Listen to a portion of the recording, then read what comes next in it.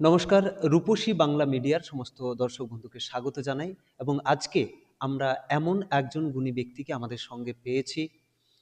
আমরা তাকে পেয়ে আমরা রূপসী বাংলা মিডিয়া যেরকম গর্বিত, সেরকম সারা পুরুলিয়াবাসীও তাকে পেয়ে গর্বিত। তিনি আমাদের সঙ্গে আজকে উপস্থিত রয়েছেন সুদূর চেন্নাই থেকে আগত ভরতনাট্যমের একজন সুবিখ্যাত শিল্পী এবং প্রশিক্ষক, কোরিওগ্রাফার। তাকে নিয়ে যতই বলা হয় না কেন সেটা কিন্তু অনেক কম বলা হবে। আমাদের মধ্যে আমরা পেয়েছি উত্তীয় বড়ুয়া মহাশয়কে। স্বাগত জানাই আপনাকে। ধন্যবাদ। খুব ভালো লাগছে যে পুরুলিয়াতে এসে। এটা অনেক দিনের স্বপ্ন। মানে আমাকে দাদা অনেক দিন আগে বলেছিলেন যে সিঞ্চনে এসে একটা ওয়ার্কশপ করানোর জন্য। এবার ঘটনাচক্রে যেটা হয় যে আমি যখনই আসি তখন সেটা হচ্ছে গরমকালে। আমাদের চেন্নাই থেকে ওই সময়টা ছুটি থাকে, কারণ চেন্নাইয়ের গরমটা প্রচণ্ড। তো পুরুলিয়াতেও গরম কম নয় শুনেছি। তো সেই জন্য সাহস হয়ে ওঠেনি। ঘটনাচক্রে এইবার আমি ডিসেম্বর মাসে আসার সুযোগ পেয়েছি। তো তখন মনে হয়েছে যে তাহলে আসতে পারি। দাদার সঙ্গে কথা বললাম, দাদা সঙ্গে সঙ্গে ব্যবস্থা করলেন এবং এসে এত ভালো লাগছে, এত ভালো লাগছে যে এত ভালো শিক্ষার্থীরা শুধু মানে নাচ শেখা নয়, তার সঙ্গে তাদের আম, চারিত্রিক মানে গুণগত মানটাও যে অনেক সুন্দর, অনেক ভালো, সেটাও একটা ভীষণ প্রাপ্তি আমার কাছে। আর তাদের ভালোবাসা, সেটা একটা বিশাল প্রাপ্তি। আপনার কাছে একটা বিষয় জানতে চাইবো, আপনি তো একজন বাঙালি।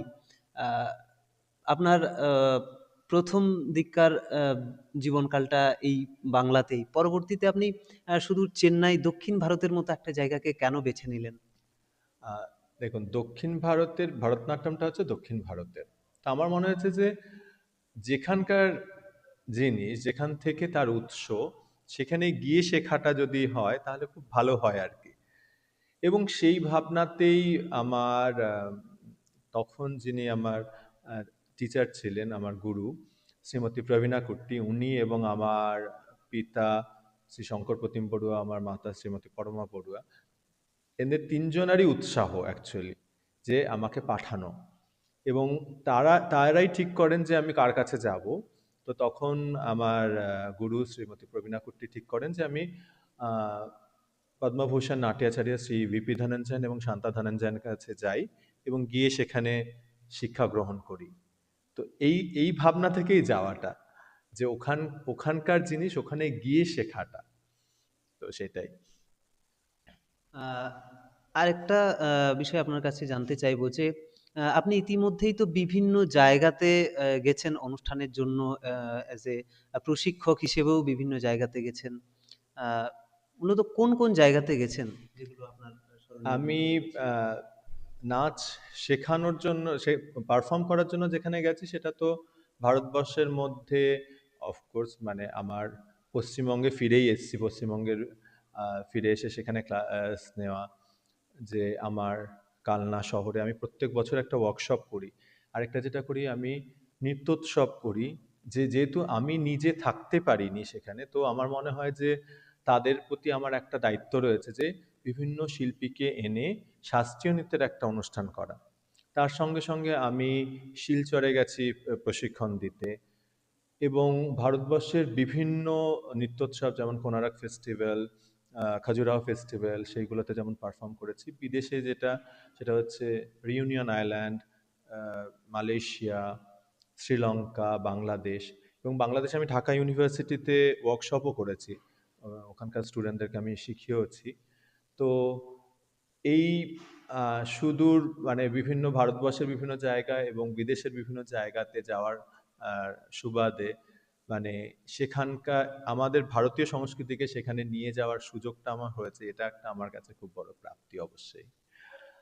আহ, বর্তমান সময়ে যেটা দেখা যাচ্ছে যে আমাদের এই ভারতের যে শাস্ত্রীয় নৃত্য বা শাস্ত্রীয় সঙ্গীত, তার মধ্যে কিন্তু একটা দক্ষিণী মানে পশ্চিমী কালচার, যেটা আমরা ওয়েস্টার্ন কালচার বলছি, তার মধ্যে একটা সংমিশ্রণ লক্ষ্য করা যাচ্ছে, অনেকটাই প্রভাব পড়ছে। এইটাকে কিভাবে দেখছেন আপনি? দেখুন, এখন তো বিশ্বায়নের যুগ। তো ফলে কি হয়, সেক্ষেত্রে মিশ্রণটা খুব স্বাভাবিক ব্যাপার আর কি। কিন্তু এটা ঠিক যে বেসটা যদি খুব ভালো থাকে, অর্থাৎ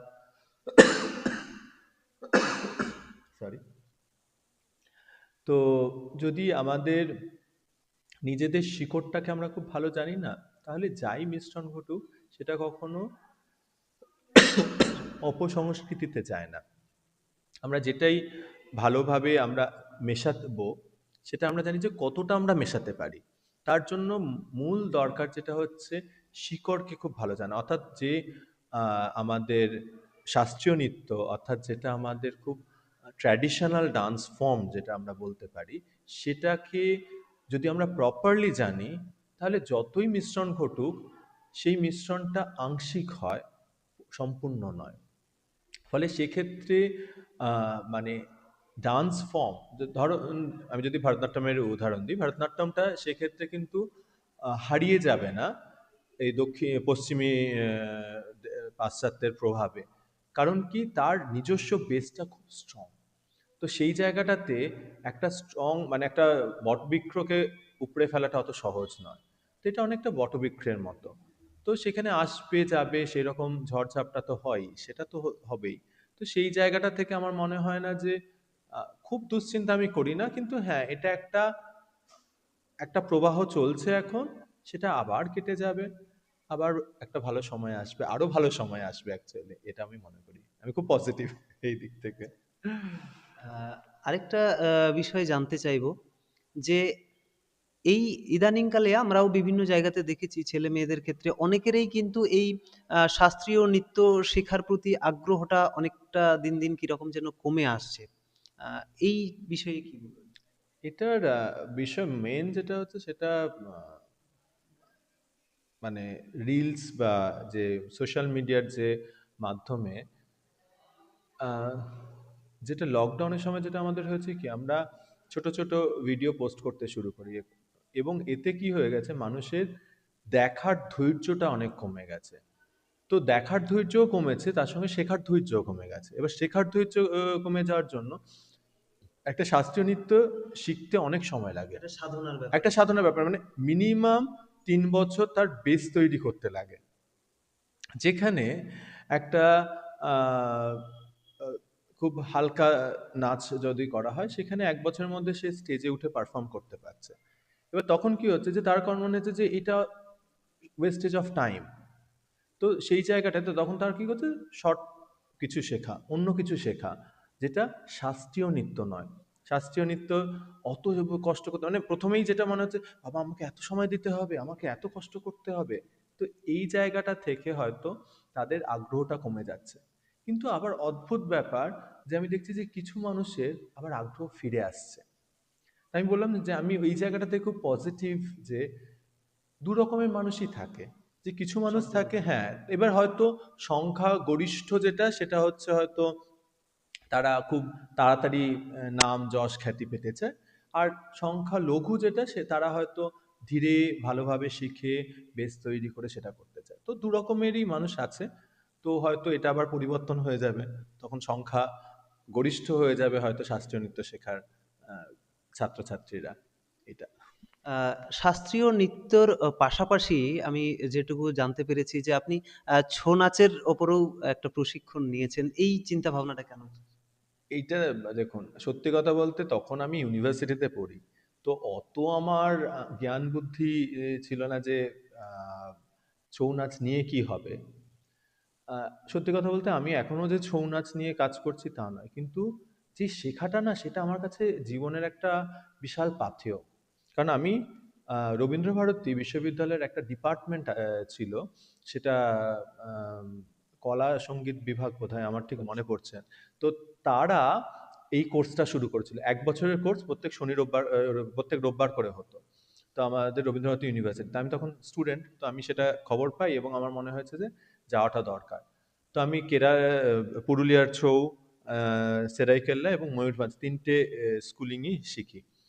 এবং আমার ৩টে স্কুলিংয়ের যে এত সুন্দর তাদের ভাব, যেখানে একটাতে বোল্ড, একটাতে গ্রেস, একটাতে গ্রেস এবং বোল্ডের একটা মিশ্রণ, মানে এত সুন্দর।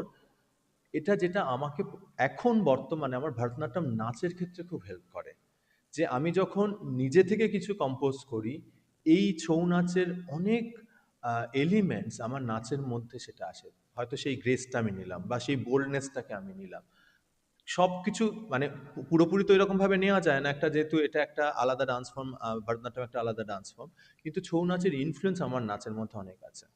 সেই জন্য আমি খুব মানে মানে তখন অত ভেবে নিইনি, কিন্তু এখন খুব মানে মনে হয় যে সেটা আমার কাছে বিশাল পাওয়া। আর পুরুলিয়াতে আসতে পারার পর যখন আমি আহ, এই সুমিতদার বাড়িতে দেখছি যে বিভিন্ন ছৌ নাচের মুখোশ, তখন আমার এত ভালো লাগছে যে আমি, কারণ ছৌ নাচে আমরা পারফর্মও করেছিলাম একবার, আহ, অল্প, মানে তখন তো আমরা অত সেরকম ভাবে শিখিনি। তো ছোটর মধ্যে একটা রবীন্দ্র সদনে আমরা পারফর্মও করেছিলাম। তো এই ছৌ নাচের মুখোশগুলো দেখে আমার সেই কথাটাই মনে পড়ছে আর কি। তো এইটা একটা সত্যি হয়তো পাওনা আমার কাছে। আরেকটা বিষয় আপনার কাছে জানতে চাইবো, বিশেষ করে আমরা দেখেছি আমাদের এই পুরুলিয়া তথা জঙ্গলমহল এই অঞ্চলে বা আরো অন্যান্য জায়গাতেও যে আহ, এই শাস্ত্রীয় নৃত্যর ক্ষেত্রে মেয়েদের থেকে ছেলেদের কিন্তু আগ্রহটা অনেক কম। বিভিন্ন ইনস্টিটিউটগুলোতে দেখেছি ছেলেদের সংখ্যা অনেক কম। তাদেরকে কিভাবে বা এইটাতে আবার তাদেরকে ফিরিয়ে আনা যায়? তো আমার এক্ষেত্রে একটা, যেটা আমার রিসেন্টলি আমি government of India CCRT fellowship পাই, সিনিয়র ফেলোশিপ। তো আমার বিষয়টাই ছিল হচ্ছে Bharatanatyam margam for male dancer, ছেলেদের জন্য ভরতনাট্যমের যে মার্গম, আমাদের আলারি পুজাতি স্বরম শব্দম বর্ণম পাদম কীর্তনম তিল্লানা, এই যে ফরম্যাটটা, এটা বেসিক্যালি তার মেন কারণ ছিল যে অনেক আইটেম যেগুলো ভরতনাট্যমে ব্যবহার করা হয় সেইগুলো বিশেষ করে মেয়েদের জন্য, মানে নায়িকা বেসড, মানে নায়িকার আর ভাব, অভিনয়, তার ভাবাবেগ, সেইগুলো নিয়ে কথা বলা হচ্ছে। তো আমার মনে হয়েছে যে নায়কেরও তো ভাবাবেগ থাকে, একটা ছেলেরও তো সেই ফিলিংসটা থাকে, আমি যখন একটা ছেলে তখন আমারও তো সেই ফিলিংসগুলো রয়েছে। তো সেই ভাবনা থেকেই আমার এই কাজটা শুরু। এবং আমার মনে হয় আমি যদি সেই কাজটা করতে পারি, তাহলে অনেক ছেলেরা সেক্ষেত্রে উপকৃত হবে এবং তারা আসতে চাইবে। কারণ কি, অনেকেই চায় যে মানে ভরতনাট্যম করে, ও এটা আমি অনেকটা মেয়েদের মতো মেয়েদের হয়ে নাচ যাবে। এরকম একটা হ্যাঁ, বোঝে। ব্যাপারটা ওই জন্য। কিন্তু যখনই তারা দেখবে ও না, ছেলেদের জন্য নাচ রয়েছে বা ছেলেদের জন্য সেটা কোনো কাজ রয়েছে, তখন তারা কিন্তু অন্যভাবে সেটাকে দেখবে। এবং সেই জায়গাটা থেকে আমার মনে হয়েছে যে আমি যেই কাজটা করতে চাইছি বা করব ভাবছি, করছি অ্যাকচুয়ালি, শুরু হয়ে গেছে অলরেডি। তো সেটাতে আমার মনে হয় ডেফিনেটলি অনেক অনেক মেল ডান্সাররা আরও বেশি আসবে ভরতনাট্যমে। এখন অলরেডি আসা শুরু করেছে অ্যাকচুয়ালি, তারা কাজও করছে, অনেক ভালো ভালো কাজ করছে। সেটা একটা মানে খুব ভালো খবর আর কি আমাদের জন্য। আরেকটা শেষ প্রশ্ন আপনার কাছে জানতে চাইবো যে আহ, পুরুলিয়া তথা আমাদের এই এলাকার বা আমাদের বাংলার ক্ষেত্রে অনেকেই যারা হয়তো ভাবছেন যে আমরা শাস্ত্রীয় নৃত্য শিখবো কি শিখবো না, এটা শিখে কি হবে, এরকম একটা দোটানার মধ্যে পড়ে আছে। তাদের উদ্দেশ্যে কি বার্তা দেবেন? দেখুন, শাস্ত্রীয় নৃত্যের ক্ষেত্রে কি পথ খোলা, মানে দেখুন, প্রথম কথা হচ্ছে কেন আসতে চায় না, যে রোজগারের পথ আছে কি, এটা হচ্ছে একদম একটা খুব কমন ব্যাপার।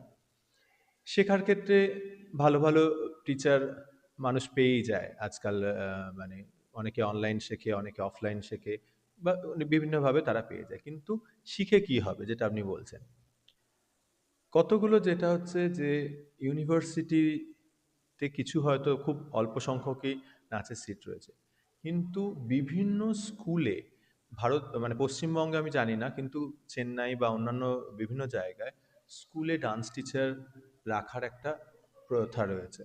এবং সেক্ষেত্রে সেটা কিন্তু মানে ফুল টাইম জব হিসেবেও রয়েছে, এবং যথেষ্ট সেখানে মাইনেও রয়েছে। ইন্টারন্যাশনাল স্কুলগুলো, দিল্লি টিল্লিতে তো একদম সেই রকমভাবে স্কুলে টিচার রাখা হয়, ডান্স টিচার রাখা হয়, যারা, এটা প্রাইভেট স্কুল কিন্তু তাদের একদম পে কমিশন অনুযায়ী যেমন মাইনে বাড়ে, একদম সেই রকমভাবে মাইনে বাড়ে।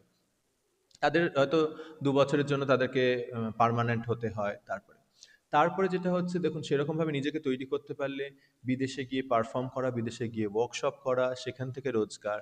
এখন সবচেয়ে যেটা হচ্ছে, বিদেশেও যেতে হয় না, অনলাইন ক্লাসের মাধ্যমে সেখানে শেখানো, তার থেকে রোজগার করা। সেই জন্য রোজগারের ক্ষেত্রে যদি কেউ ভাবে, এখানে এখন অনেক সহজ, অনেক উপায় রয়েছে। তো আমার মনে হয় যে কেউ যদি সত্যি এটাকে ফুল টাইম নিতে চায়, যথেষ্ট সুযোগ সুবিধা রয়েছে। আর আরেকটা যেটা হচ্ছে যে, দেখুন, সব জায়গাতেই আনসার্টেন। কোনো জায়গাতে, আমার মা একটা কথা বলেন, বলেন যে ১০০টা ১০০ জন ক্যান্ডিডেট দাঁড়িয়ে রয়েছে, আর 10টা সিট রয়েছে একটা জেনারেল সাবজেক্টে। তো আর নাচের ক্ষেত্রে হয়তো একটা সিট রয়েছে, 10 জন দাঁড়িয়ে রয়েছে। আপনি যদি হিসাব করে দেখেন, এখানেও 1:10, ওখানেও 1:10। তো রেশিওটা একই, শুধু নাচের ফিল্ডে যেমন সংখ্যা, মানে সুযোগ কম, তেমন সংখ্যাও কম, প্রতিযোগীও কম। আবার জেনারেল সাবজেক্টে যদি আপনি যান, তাহলে সেখানেও যেমন সুযোগ হয়তো বেশি আছে, আপনার প্রতিযোগীও বেশি। তো আলটিমেট ব্যাপারটা একই, যে যে ভালো মতো করতে পারবে, তার কোনো রকম অসুবিধা হবে বলে আমার মনে হয় না। আর সত্যি কথা বলতে, কেউ যদি সত্যি আমাকে জিজ্ঞাসা করে, আমি যতটা জানি আমি হেল্প করতে রাজি আছি। তো কারণ কি, আমার মনে হয় যে আরো যত নাচ যে শিখবে, তত আমার নাচ গান এইগুলো শেখার মাধ্যমে আমাদের সোসাইটি অনেক সুন্দর হবে। কারণ নাচ মানুষের মনকে ভালো করে, যে করছে তার মনকে ভালো করে, যে দেখছে তার মনকে ভালো করে। আর মন ভালো থাকলে রেষারেষি, দ্বন্দ্ব এইগুলো অনেক কমে যাবে। তো আমার মনে হয় যে যদি সেইটা কেউ করতে চায়, আমি সবসময় তাকে উৎসাহ দিই যে অবশ্যই যেন করে। কেউ ফুল টাইম ডান্সার হতে চায়, কেউ পার্ট টাইম ডান্সার হতে চাক, কেউ শুধু নাচ শিখতে চাক, যেমন শিখতে চাক, তাদেরকে আমি সবসময় উৎসাহ দিয়ে যাই, যে আমার মনে হয় যে এটা খুব দরকার আমাদের বর্তমান যুগের জন্য। আর সবচেয়ে যেটা হচ্ছে, পুরুলিয়াতে আমি খুব আশাবাদী এসে দেখলাম যে এত ভালো ভালো স্টুডেন্ট রয়েছে, তারা নাচটাকে নিয়ে এত সিরিয়াস, এবং সেটার মানে সম্পূর্ণ কৃতিত্ব আহ, দাদার ওপরে যায়, বাদশাদার ওপরে, সুমিতদার ওপর, সুমিত রায়। তার কারণ কি, যে এতজন মানুষকে কনভিন্স করে এবং 25 বছর ধরে একটা নৃত্য সংস্থা প্রতিষ্ঠানকে চালিয়ে যাওয়া, এটা বিশাল কঠিন ব্যাপার। কারণ অনেক প্রতিবন্ধকতা আসে, সেই প্রতিবন্ধকতাগুলোকে কাটিয়ে উঠে সেটাকে নিয়ে যাওয়া, সেটা সাধুবাদযোগ্য। আর সেই জন্য আমার এখানে এসে এত ভালো লেগেছে যে আমি খুব আশাবাদী যে পুরুলিয়াতে ভীষণ ভালো ডান্সার তৈরি হবে, এবং তারা পরবর্তীকালে পুরুলিয়াকে আরো অনেক অনেক উঁচু জায়গায় নিয়ে যাবে। যেমন গম্ভীর সিং ওরা নিয়ে গেছেন ছৌয়ের ক্ষেত্রে, তেমন ভরতনাট্যমের ক্ষেত্রেও এরা নিয়ে যাওয়ার জন্য যথেষ্ট যোগ্য। অনেক অনেক ধন্যবাদ জানাই। আমরা এতক্ষণ কথা বললাম আহ, উত্তীয় বড়ুয়া মহাশয়ের সঙ্গে, তার কাছ থেকে এই ভরতনাট্যম বা শাস্ত্রীয় নৃত্য বিষয়ে নানান কথা শুনলাম। আমরা তাকে অনেক অনেক ধন্যবাদ জানাই। অবশ্যই রূপসী বাংলা মিডিয়ার সমস্ত দর্শককে আবারও ধন্যবাদ জানাই আমাদের সঙ্গে থাকার জন্য।